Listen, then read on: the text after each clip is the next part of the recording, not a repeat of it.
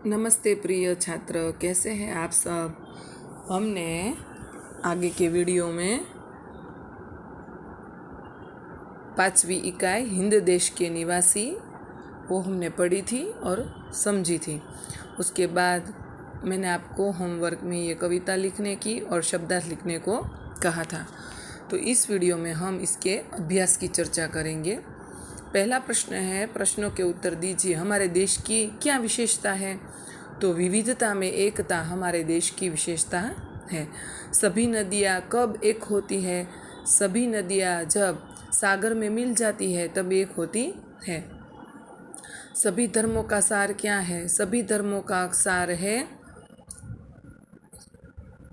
कि हमें ईश्वर की प्राप्ति करनी है। यही सभी धर्मों का सार है। प्रश्न नंबर 2 है, शब्द पंखुड़ियों को उचित क्रम में रखकर वाक्य बनाइए। तो हम भारत देश के निवासी हैं। फिर उसके बाद है कि होती आवाज़ कोयल है मधुर। कोयल की आवाज़ मधुर होती है। उसके बाद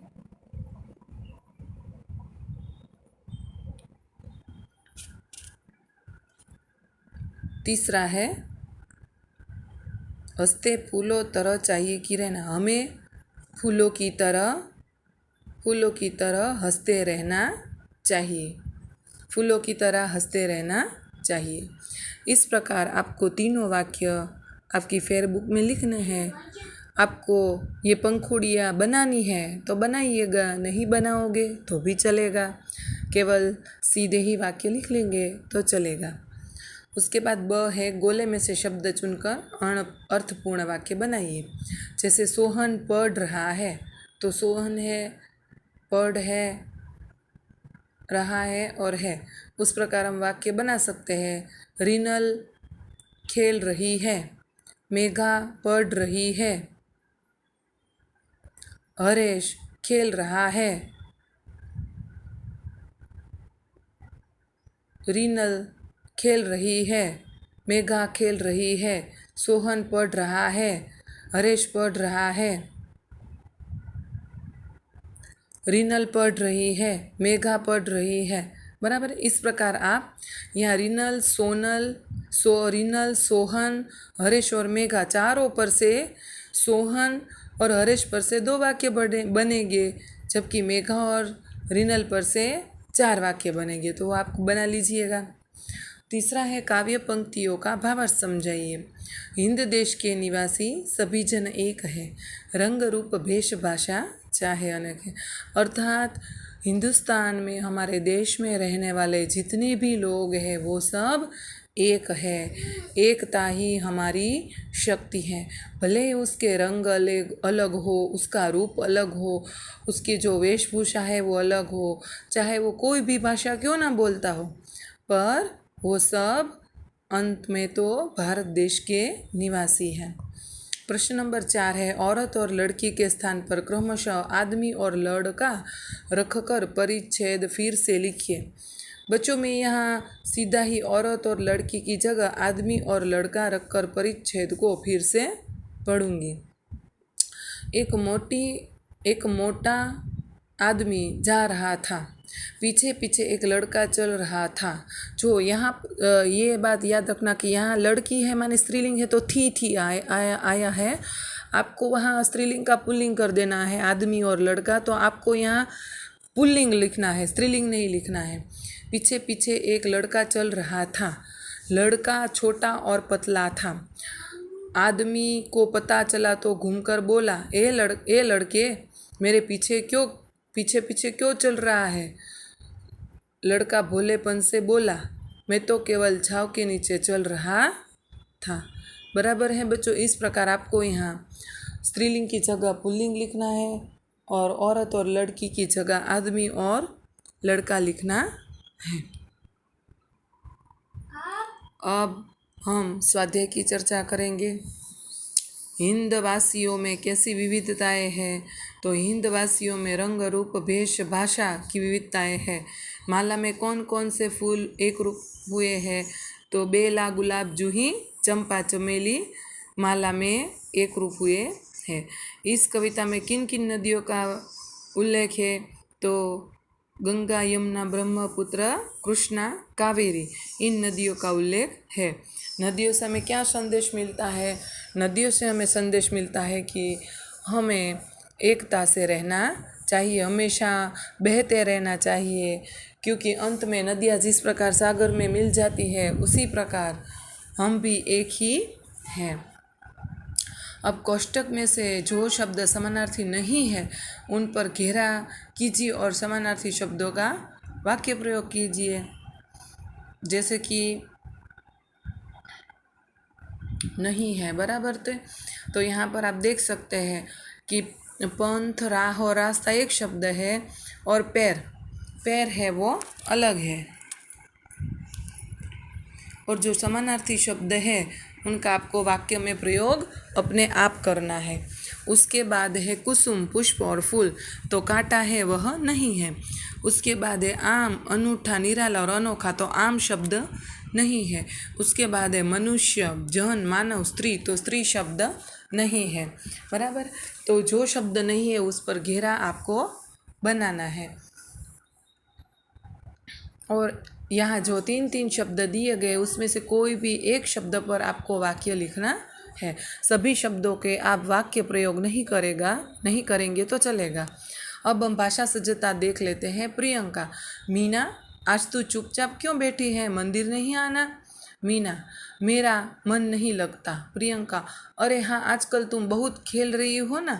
मीना, मैं क्रिकेटर बनना चाहती हूँ पर मुझे खेलना रास नहीं आया। क्यों?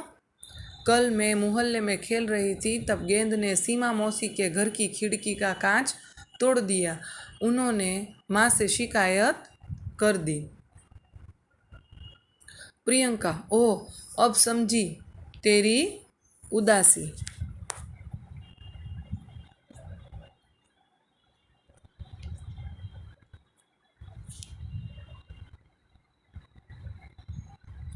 कारास, खेलते समय दूसरों का भी ख्याल रखना चाहिए।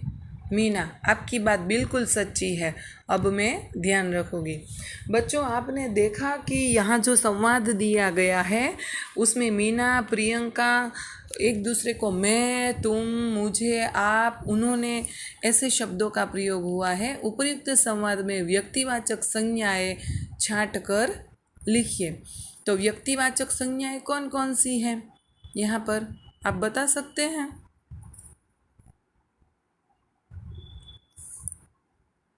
तो यहाँ पर व्यक्तिवाचक संज्ञा है मीना, एक है मीना, दूसरी है प्रियंका और तीसरी है सीमा मौसी। इन व्यक्तिवाचक संज्ञा शब्दों के लिए जिन शब्दों का प्रयोग किया गया है उनकी सूची बनाइए। तो प्रियंका के लिए यहाँ कौन कौन से शब्द दिए गए हैं? तो तू, मेरा। प्रियंका के लिए यहाँ पर पहले हम प्रियंका के लिए देखते हैं। तो प्रियंका के लिए हम कह सकते हैं, प्रियंका के लिए यहाँ आप शब्द का उपयोग हुआ है। उसके बाद मीना के लिए, तो मीना के लिए हम कह सकते हैं तू, मेरा, तुम, फिर मुझे, मैं, बराबर है। यहाँ पर इन शब्दों का उपयोग मीना के लिए और सीमा मौसी के लिए उन्होंने शब्दों का प्रयोग हुआ है। नीचे दी गई परिभाषा को पूर्ण कीजिए। जो शब्द संज्ञा के स्थान पर प्रयुक्त होते हैं उन्हें सर्वनाम कहते हैं। बच्चों, संज्ञा मानी किसी भी वस्तु का नाम, व्यक्ति का नाम, स्थल का, किसी जगह का नाम होता है उसे संज्ञा कहते हैं। और संज्ञा की जगह पर जो शब्दों का प्रयोग होता है उसे सर्वनाम कहा जाता है। वाक्यों को पढ़िए। बोलने वाले, सुनने वाले और अन्य व्यक्ति को सूचित करने वाले जिन सर्वनामों का प्रयोग किया गया है उन्हें अलग छाट कर बल्ले में लिखिए। जैसे कि मुझे बल्लेबाजी में मज़ा आता है तो मुझे, हम मैच जीत गए तो हम, तुम अच्छे क्षेत्र रक्षो तो तुम, तुम्हारी गेंदबाजी का जवाब नहीं तो तुम्हारी, वह कैप्टन है तो वह। छठवा, उसने एक लंबा छक्का लगाया तो उसने। फिर पांचवा है प्रश्न, विधानों को पढ़िए और खुद के लिए प्रयुक्त सर्वनामों को छांटकर लिखिए। अब राजीव स्वयं बल्लेबाजी करने आया तो स्वयं, मैं अपने आप चला जाऊंगा तो मैं, बराबर। इतना जानिए। पुरुषवाचक सर्वनाम बच्चों, जब हम बातचीत करते हैं तो कभी अपने बारे में, कभी श्रोता के बारे में, तो कभी तीसरे व्यक्ति के बारे में बात करते हैं। अतः बातचीत करते समय 3 प्रकार के शब्दों का प्रयोग करते हैं। पहले तो हमारी बात करें तो उत्तम पुरुष कहा जाता, मैं, हम, मुझे, हमें, बराबर है। उसके बाद मध्यम पुरुष, अर्थात हम सामने वाले से बात करते हैं तो तू, तुम, आप, तुम्हें, तुम्हें। अब हम दो लोग किसी अन्य की बात करते हैं तो अन्य पुरुष, वह, वे, उसे, उन्हें आदि। उसी प्रकार निजवाचक सर्वनाम, कुछ सर्वनाम शब्दों का प्रयोग स्वयं के लिए किया जाता है। जैसे कि मैं आज खाना नहीं खाऊंगी, ऐसे नहीं बोलूँगी कि सोनल आज खाना नहीं खाएंगी, मैं ऐसा बोलूँगी कि मैं आज खाना नहीं खाऊंगी। तो स्वयं के लिए किया जाता है। जिनसे निजत्व का या अपनेपन का बोध होता है उन्हें निजवाचक सर्वनाम कहते हैं। जैसे मैं स्वयं चला जाऊंगा, मैं अपने आप पढ़ लूँगा, वह आप ही चला गया, वे खुद चले गए, तो स्वयं, अपने आप और खुद। यहाँ पर ये निजवाचक सर्वनाम है। तो बच्चों यहाँ ये इकाई पूरी होती है। मैं इसके अभ्यास और स्वाध्याय की फ़ोटो आपको भेज दूँगी गुरुवार को, बराबर है। तब तक आपको जितना आए उतना आप लिख लीजिएगा और कविता को कंठस्थ कर लीजिएगा।